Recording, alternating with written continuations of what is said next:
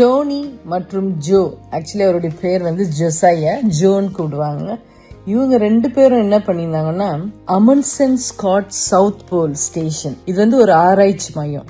இதுல என்ன செய்திருந்தாங்கன்னா வேலை பார்த்துட்டு இருந்தாங்க. ஆராய்ச்சி நிலையம் நம்ம எல்லாருக்குமே தெரியும், எப்பவுமே அந்த இதுலயே இருந்து ரிசர்ச் பண்ணிட்டே இருப்பாங்க. வீட்டுக்கு கூட சில நேரத்துல என்ன செய்ய மாட்டாங்க, போக மாட்டாங்க. இவங்க 2 பேரும் ஒரு முறை சடனா என்ன ஆகிட்டாங்கன்னா உடம்பு சரியில்லாம ஆகிட்டாங்க. ஒருத்தருக்கு வந்து செஸ்ட் பெயின் வந்து அப்படியே ஹார்ட் அட்டாக் மாதிரி சிம்டம்ஸ் வந்துருச்சு. இன்னொருத்தருக்கு வந்து கேஸ்ட்ரிக் ப்ராப்ளம், அதாவது வயிற்றுக்கோளாறு ஏதோ இருக்கு. 2 பேருக்குமே என்ன செய்யுதுன்னா உதவி தேவைப்படுது. ஆனா அவங்களுடைய கெட்ட நேரம் என்னன்னா, அது வந்து நைட் நேரத்துல அவங்களுக்கு வந்துச்சு. பொதுவாக நைட்டுனாலே என்ன செய்யும், நிறைய நடமாட்டம் இருக்காது, ஆட்கள் நடமாட்டம் இருக்காது. அவங்க எல்லாம் என்ன செய்வாங்க, தூங்க போயிடுவாங்க, ரொம்ப குவைட்டா இருக்கும். இந்த நேரத்துல இவங்க 2 பேருக்கும் என்ன செய்யுதுன்னா ஹெல்ப் தேவைப்படுது. முதல்ல நான் என்ன சொன்னேன், அது இரவு நேரம். அடுத்தது என்னன்னா, அவங்க வந்து குளிர் நேரம், ரொம்ப கோல்டு, ரொம்ப பனி பெஞ்சிட்டு இருக்கு. இந்த நேரத்துல இவங்க எப்படி பக்கத்துல இருக்கிற ஹாஸ்பிட்டல் கூட்டின்னு போறதுன்னு தெரியல. இவங்க 2 பேரும் ரொம்ப முக்கியமான நபர், ரீசர்ச்ல இன்வால்வ் ஆயிருக்காங்க.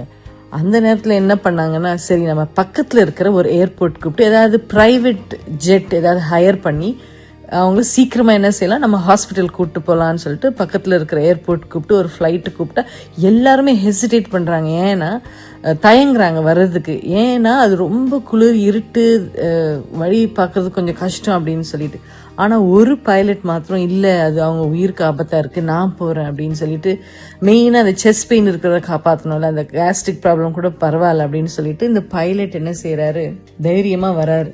வந்து அவங்க 2 பேரையும் கூப்பிட்டு ஹாஸ்பிட்டலுக்கு போறாரு. போய் அவங்களை என்ன செய்யறாரு, காப்பாத்துறாரு.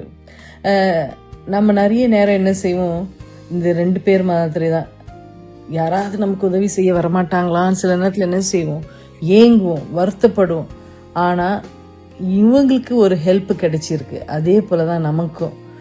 பைபிள்ல சொல்றாங்க, சங்கீதம் புத்தகத்துல 88ஆம் அதிகாரம் 12ஆம் வசனத்துல சொல்லுது, இருளில் உமது அதிசயங்களும் மறதியின் பூமியில் உமது நீதியும் அறியப்படுமோ அப்படின்னு கேக்குறாங்க. இந்த வசனத்துல இருளில் உமது அதிசயங்கள் அறியப்படுமோ அப்படின்னு கேக்குறாங்க. அது என்னன்னா, கடவுள் வந்து நம்மளை பாதுகாக்கிறாரு. அதுக்கு கால நேரம் எதுவுமே கிடையாது. டே டைமா இருக்கட்டும், நைட்டா இருக்கட்டும், வெயில் காலம், மழை காலம், குளிர்காலம், பனிக்காலம், எந்த ஒரு சூழ்நிலை இருந்தாலும் என்ன செய்யறாரு, தேவனுடைய அன்பு நம்ம விட்டு ஒரு போதும் என்ன செய்யாது, மனிதனுக்கு அதை பிரிக்கவே முடியாது. நாம இந்த டே ஃபுல்லா வேலை செய்துட்டு ரொம்ப களைப்பா என்ன செய்திருக்கோம், இப்ப படுக்க வந்திருக்கோம். இந்த நைட்லயும் நம்ம தூங்கினாலும் நம்மளை காப்பாத்துறதுக்கு, பாதுகாக்கிறதுக்கு, நமக்கு சுகமான தூக்கத்தை யார் தரப்போறா, ஏசப்பா நமக்கு தரப்போறாரு. அப்படிப்பட்டான அன்பான தேவனை நம்ம என்ன செய்யணும், ஸ்தோத்தரித்து ஜஸ்ட் தேங்க்யூ சொல்லிட்டு சந்தோஷமா என்ன செய்யுங்க, படுக்க போங்க. தேவன் நம்மை ஆசீர்வதிப்பாராக. ஆமேன்.